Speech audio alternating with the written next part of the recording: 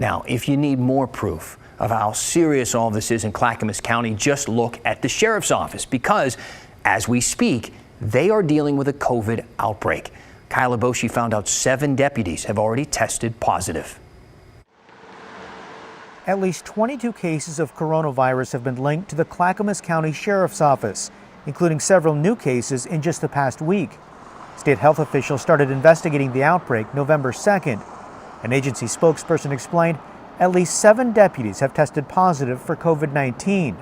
Other confirmed cases linked to the sheriff's office were people they had contact with, all known to them, such as family, acquaintances, etc. The sheriff's office said the deputies started showing symptoms around the same time and most likely contracted the virus outside of work. Contact tracing has revealed only one of those cases are believed to have been contracted while working, wrote Sergeant Marcus Mendoza in an email to KGW.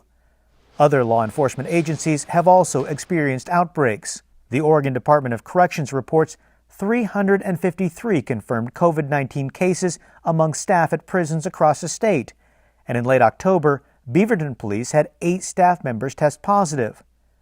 Nationwide, the pandemic has been particularly challenging for law enforcement agencies whose officers come in direct contact with people to do their work.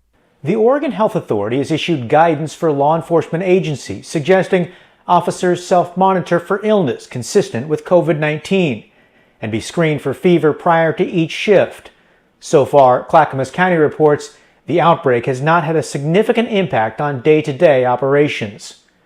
Kyla Boshi, KGW News.